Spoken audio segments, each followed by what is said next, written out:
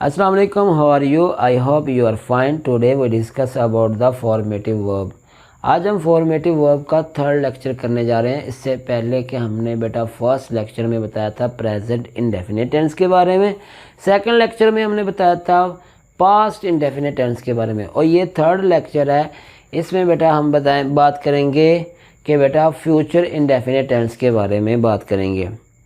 बेटा आपको मैं एक चीज़ बता दूं, जब भी आपको बोर्ड में इस तरह का कोई सेंटेंस आता है फॉर्मेटिव वर्ब का कि choose the correct form of verb, तो आपको मैं बता दूं कुछ इस तरह के वर्ड्स हैं जो सेंटेंस में देखे जाएंगे। तो उनको देखने के बाद, आप पहचानने के बाद आप फ़ौरन वही फॉर्म ऑफ वर्ब लगाएंगे जो कि उस सेंटेंस के अकॉर्डिंग होगी।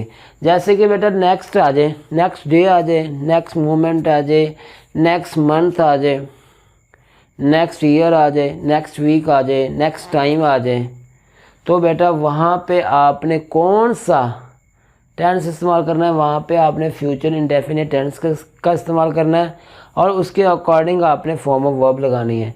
जैसे यहाँ पे लिखा हुआ he will come school tomorrow, अब यहाँ पे टुमारो आ चुका है, तो हमने कौन सी फॉर्म ऑफ वर्ब लगानी है बेटा? फर्स्ट लगानी है विल और शर के साथ। यहाँ पे विल कम का इस्तेमाल किया हमने। क्यों किया बेटा? क्योंकि यहाँ पे टुमारो आ चुका है। मैंने आपको बताया ओनली 2 वर्ड्स बताए हैं कि जैसे कि नेक्स्ट है और टुमारो है। अगर ये वर्ड्स किसी एक सेंटेंस में आ जाए तो हमने फ़ौरन फ्यूचर इंडेफिनिट टेंस के अकॉर्डिंग उस सेंटेंस में बेटा फॉर्म ऑफ वर्ब का इस्तेमाल करना है।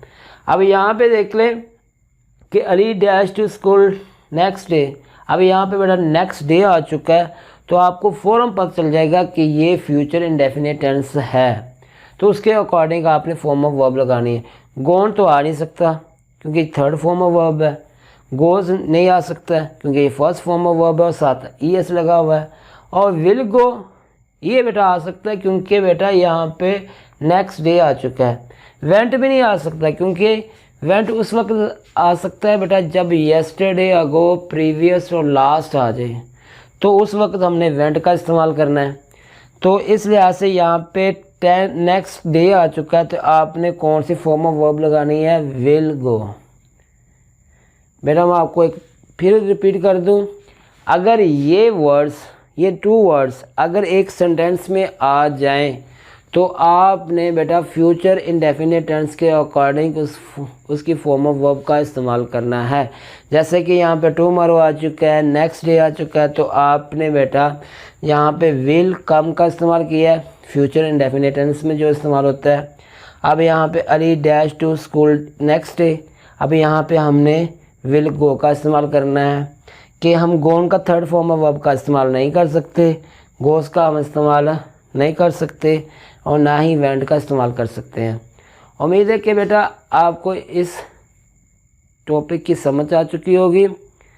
तो बेटा अगर आप इस चैनल पे नए आए हैं तो मेरी आपसे रिक्वेस्ट है कि इस चैनल को सब्सक्राइब करें, वीडियो को लाइक करें, बेल आइकन को क्लिक करना मत भूलें और इस वीडियो को शेयर करें ताकि हर नई आने वाली वीडियो आप तक पहुंच सके।